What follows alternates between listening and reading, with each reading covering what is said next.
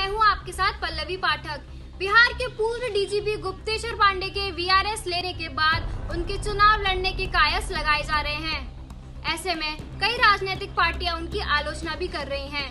वहीं गुप्तेश्वर पांडे ने कहा कि ऐसा होना स्वाभाविक है, राजनीति में उनका कोई गॉडफादर नहीं है।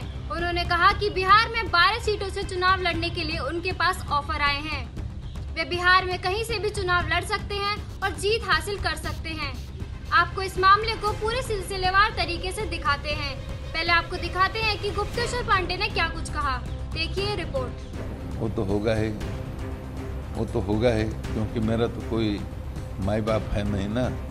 मैं तो कोई पॉलिटिकल बैकग्राउंड से आता नहीं हूँ ना। मेरे घर में कभी कोई जज, कलेक्टर, हाकिम और कोई पॉलिटिकल आदमी तो हुआ नहीं।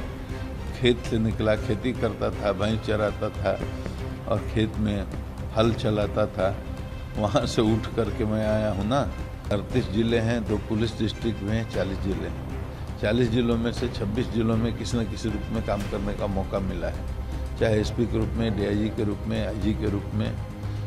और जिन जिलों में किसी भी हैसियत से काम नहीं करने का मौका मिला है, उन लोगों से भी मैं बहुत गहरे जुड़ा हूँ, आत्मीय रूप से जुड़ा हूँ। और बक्सर मेरी माटी है, जहाँ से मैं पैदा हुआ, जहाँ पला बढ़ा, वहाँ से निकला।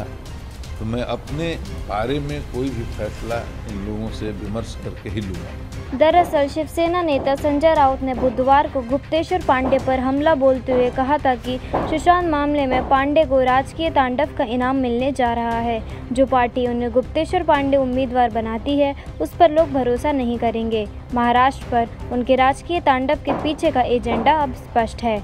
ऐसे में अपने ऊपर लग रहे आरोपों पर बिहार के पूर्व डीजीपी ने कहा, मुझे पता था कि यह स्पष्ट रूप से होगा, क्योंकि राजनीति में मेरा कोई गॉडफादर नहीं है, मेरी कोई राजनीतिक पृष्ठभूमि भी नहीं है। हम खेती करते थे और मवेशी पालते थे।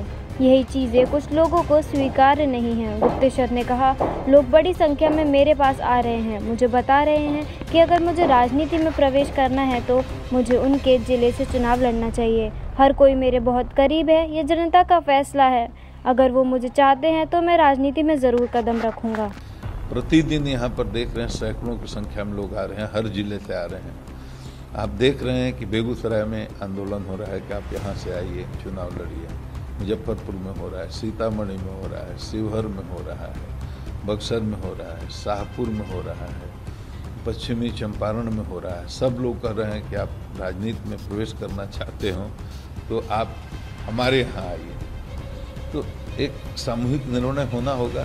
सबको मेरे से उतने ही गहरे जुड़े हैं, तो जनता का निर्णय होगा। विचार चल रहा है, अगर वो चाहेंगे कि मुझे राजनीति में आना चाहिए तो मैं राजनीति में आ सकता हूँ।